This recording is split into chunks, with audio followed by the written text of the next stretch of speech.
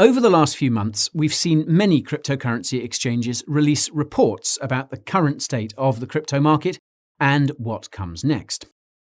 Bitstamp recently released a crypto report of its own, which included thousands of individual and institutional investors, making it one of the most comprehensive crypto reports to date. Today, I'm going to give you a bit of background about Bitstamp's crypto report, tell you what it says about the crypto market, and what it all means for the future of cryptocurrency.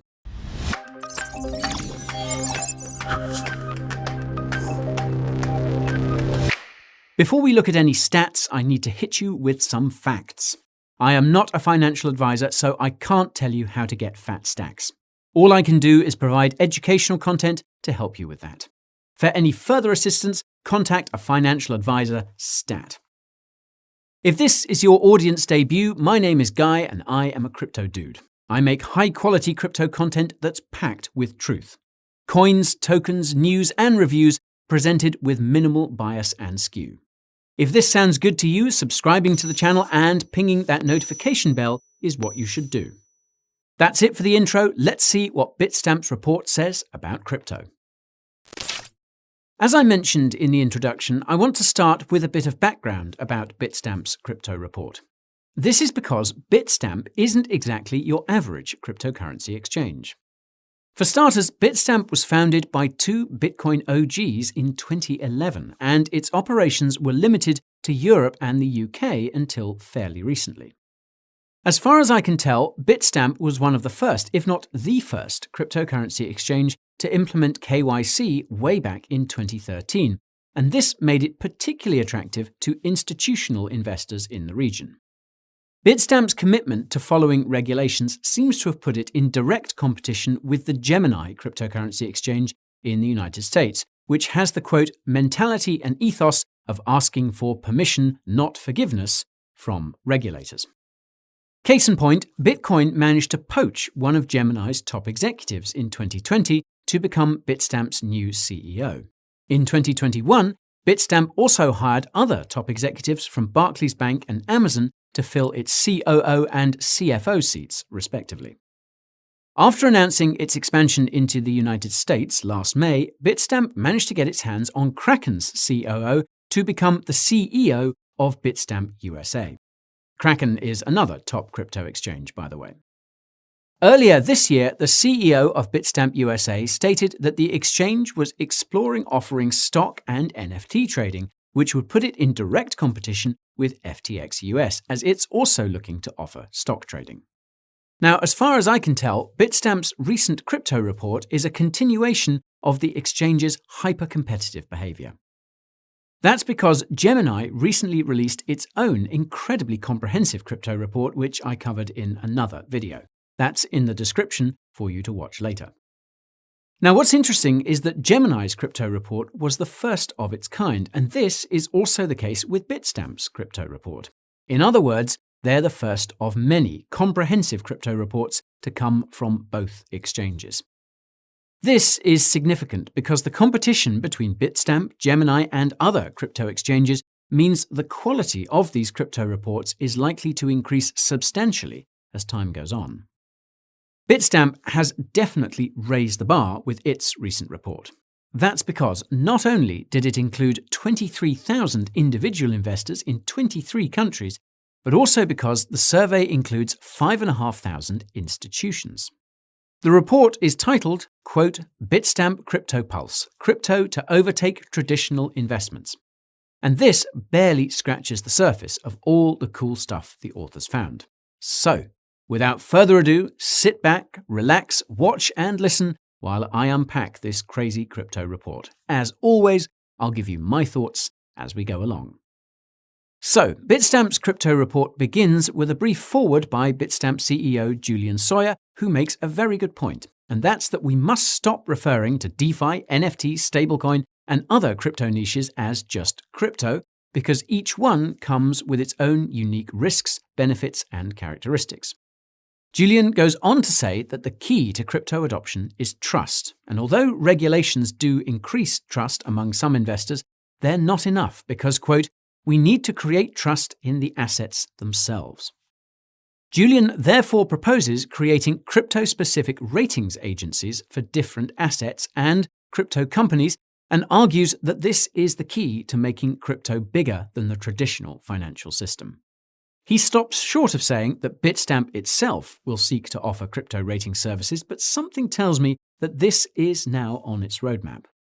This, of course, begs the question of how objective these crypto ratings agencies will be, but I suppose that's a bridge we'll have to cross when we come to it. Anyways, the next page offers a brief introduction to the report and repeats that it used data from over 28,000 individual and institutional investors as part of its analysis. The authors specify that the purpose of the report is to assess how much investors trust cryptocurrency, and this is again because trust is the key to adoption. The authors also put Bitstamp's competitive spirit on full display by noting, quote, "The survey was conducted in March 2022, making it the most up-to-date, relevant survey in the world." I interpret this as a not-so-subtle dig at Gemini's crypto report, the data for which was collected between November 2021 and February this year. The ironic thing is that Gemini's methodology was arguably more thorough, as its data collection took place while the crypto market was crashing. By contrast, the crypto market was looking like it was on the road to recovery in March, which might have influenced the answers of some of Bitstamp's survey participants. So keep that in mind as we go along. By the way, you can find out what cryptos are best to hold during a bear market by using the link in the description. Anyways, the first part of Bitstamp's crypto report gives a detailed breakdown of the parties that took part in the survey. The authors explain that, quote, "We surveyed only those retail investors who had heard of cryptocurrency before, even if they knew very little, meaning they didn't survey any retail investors who already hold cryptocurrency." Now, this is in stark contrast to most crypto studies, which typically include only retail investors who hold cryptocurrency, and this is usually a consequence of the sample the entity conducting the survey has access to, an exchange that surveys its users, for example. Most of them probably hold crypto. It seems to be a different story for the institutional investors, however, as the authors note that, quote, "We spoke to investment professionals who own or control the cryptocurrency strategy for their companies and for their clients." This suggests that they surveyed institutional investors who already hold cryptocurrency, though this isn't entirely clear. Given this cohort, it's no surprise that the male-to-female split for retail investors was about 50-50, because that's consistent with the general breakdown of gender in most countries. The same goes for the institutional investors, more or less. What caught my eye on the institutional side was that nearly 30% of them work in investment banking, and nearly half of the participants were C-suite, meaning CEOs, CFOs, and COOs, and so on. The second part of Bitstamp's crypto report examines the knowledge and trust levels retail and institutional investors have when it comes to crypto, and they seem to be evenly matched. Regarding knowledge, around 82% of retail investors consider themselves to be very knowledgeable about crypto, whereas 77% of institutional investors consider themselves to be very knowledgeable about crypto. In terms of trust, around 67% of retail investors trust crypto, whereas around 70% of institutional investors trust crypto. Note that this is pretty damn high, all things considered. Oddly enough, the authors conclude that having lots of knowledge about crypto correlates with trusting crypto, even though this relationship isn't all that apparent based on the data I just mentioned. The authors elaborate by explaining the knowledge and trust relationship is most apparent in developing countries where people don't have access to traditional financial services. Not having access to traditional financial services results in more knowledge about alternatives such as cryptocurrency, which translates to more trust in the technology. This makes perfect sense and is consistent with the findings from Gemini's crypto report as well as many other crypto reports. As you can see, the country with the highest level of trust in cryptocurrency is none other than Nigeria, and a recent crypto report by the KuCoin cryptocurrency exchange found that this was mainly because of the lack of access to traditional financial services in the country. Conversely, the country with the lowest level of trust in crypto is France, which explains why crypto didn't play a major role in France's recent elections, and why the French don't seem to be worried about the fact that their re-elected president is a huge fan of central bank digital currencies. You can find out why central bank digital currencies are a cause for concern using the link in the description. Anyhow, the authors then examine the different levels of knowledge and trust in cryptocurrencies for retail and institutional investors by country, and this is where the correlations between the two become abundantly clear. Starting with institutional knowledge of cryptocurrency, about half of respondents in most countries say they know little or nothing about cryptocurrency. Interestingly, almost no institutional investors in the UAE and the UK said they know very little about cryptocurrency, meaning they know a lot about it. It looks like institutional investors in most countries are somewhat knowledgeable or very knowledgeable about cryptocurrency, with the only outlier being France. Qu'est-ce que se passe-t-il, mon ami, hein? Now, it's a similar story when it comes to retail knowledge of cryptocurrency, with about 50% of retail investors in most countries saying they don't know much about it. Interestingly, a lot fewer than 25% of retail investors in Japan and the United States know very little about cryptocurrency, which again means they know a lot about crypto. It looks like most retail investors know a lot about cryptocurrency regardless of the country, with the only outlier again being France. More about the French in a moment. Now, the next topic the Bitstamp report tackles is the perception of crypto regulation among retail and institutional investors, and the authors break down crypto regulations into three categories: regular cryptocurrencies, stablecoins, and NFTs. Now, I must admit that I was a bit shocked to see that roughly 50% of both retail and institutional investors think crypto, stablecoins, and NFTs are regulated. I don't know about you, but I have yet to hear of any comprehensive regulations about any of these niches in most countries. This might have something to do with the fact that knowledge of cryptocurrency doesn't seem to correlate to knowledge of cryptocurrency regulation, at least from the national vantage point. The authors then pivot to analysing the top barriers to investing in cryptocurrency for institutional investors and retail investors, and I can't say I'm all that surprised by the results. Institutional investors are intimidated by the high risk and high volatility of most cryptocurrencies and are also concerned about the lack of regulation of the crypto industry. Notice how institutional investors in France say they don't invest because crypto is, quote, too new. Chaque chose en son temps, je suppose. While retail investors are likewise intimidated by the risks associated with cryptocurrency, their number one barrier to entry is that they don't know enough to get started, and the French flag is in full view on that factor. I guess that explains it then. Now, if you feel that you fall into that category too, be sure to check out my video about cryptocurrency for beginners. That will be in the description. Anywho, the third part of Bitstamp's crypto report covers how crypto is being used by crypto holders or would be used by would-be crypto holders. The authors start by saying that most institutional investors are starting to recommend crypto to their clients, with 72% saying that they plan on increasing their exposure to crypto over the next 5 years.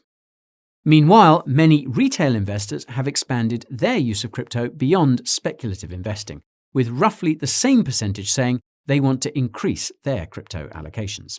Funnily enough, the authors include buying a crypto with another crypto as something that's unrelated to trading, with 50% of retail respondents saying they did just that.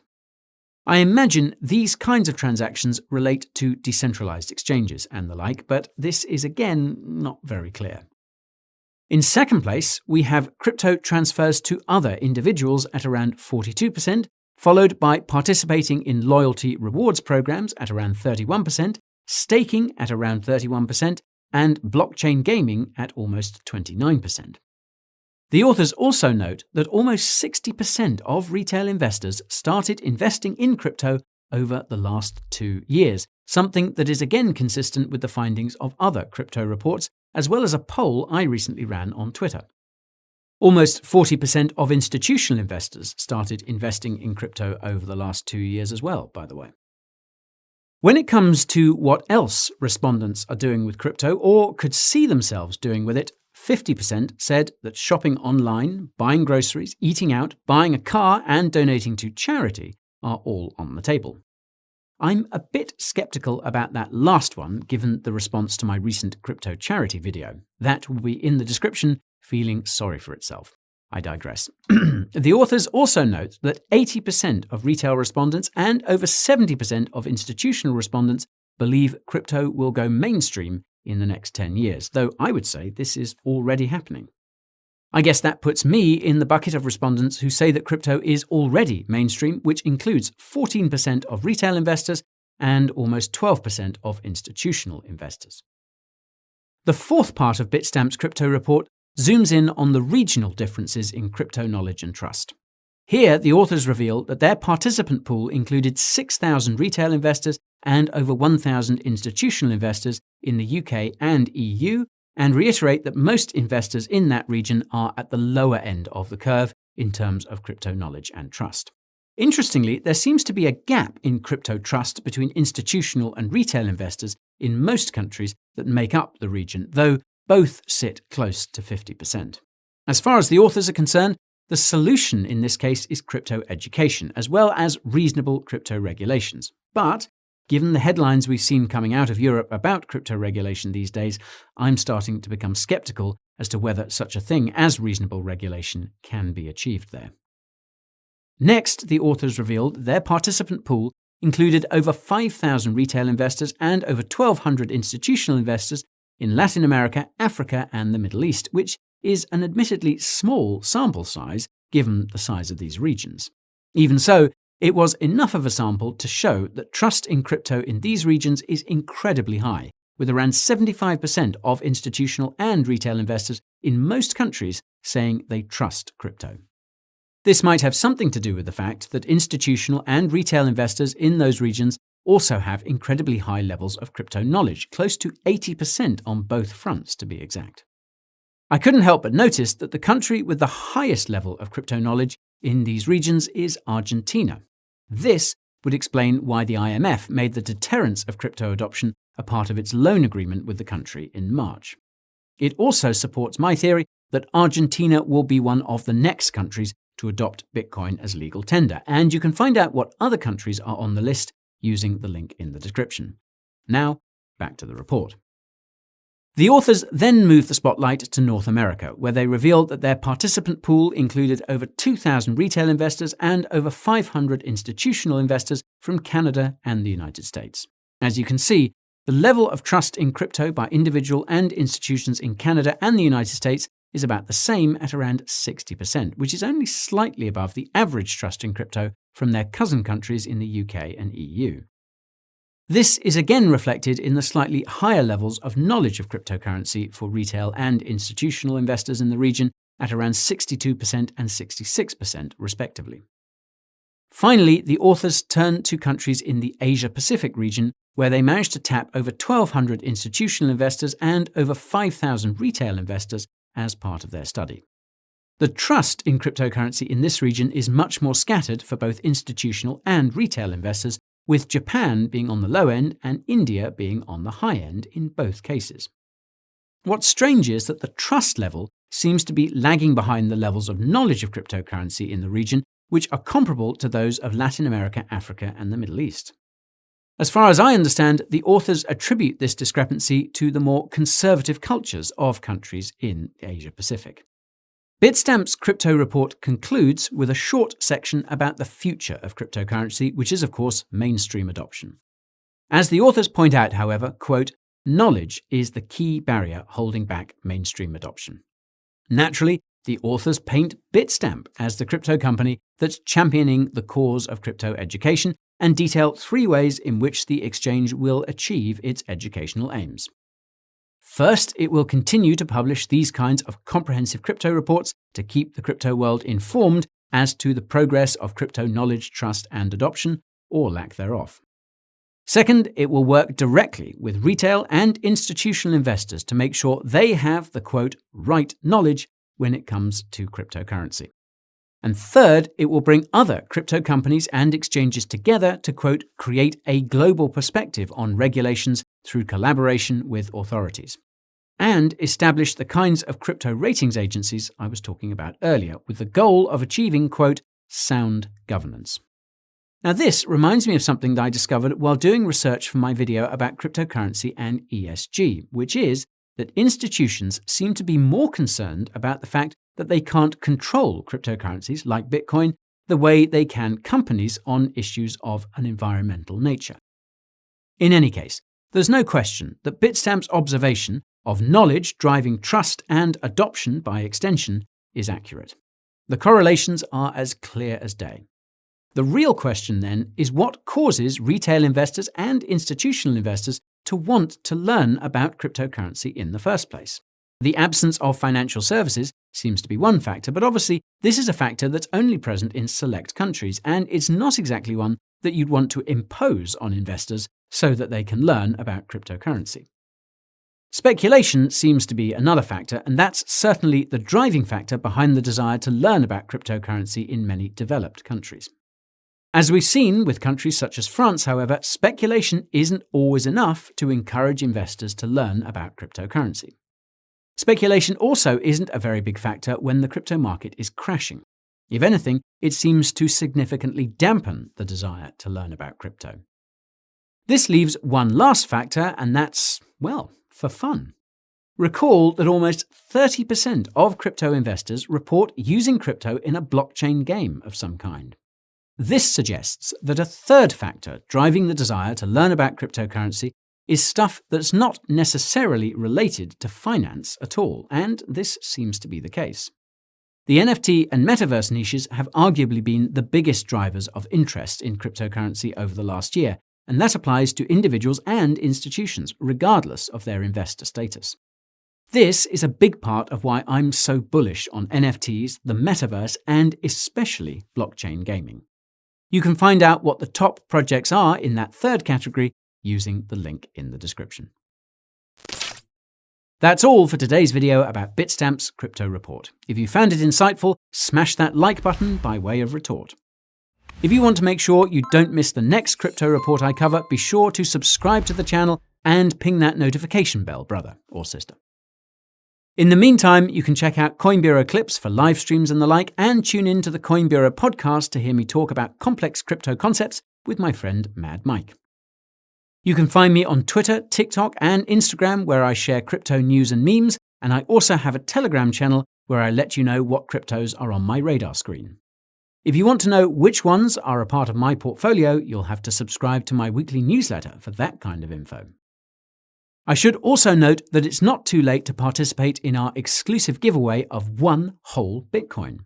In collaboration with the folks over at FTX, we are giving away 0.1 BTC each to 10 lucky winners. Whatever next. You can find the details for the giveaway and the links to all the other resources I just mentioned using the link down below. It's been a pleasure as always, but now I've got to go. Thank you so much for watching. Stay cool and stay crypto.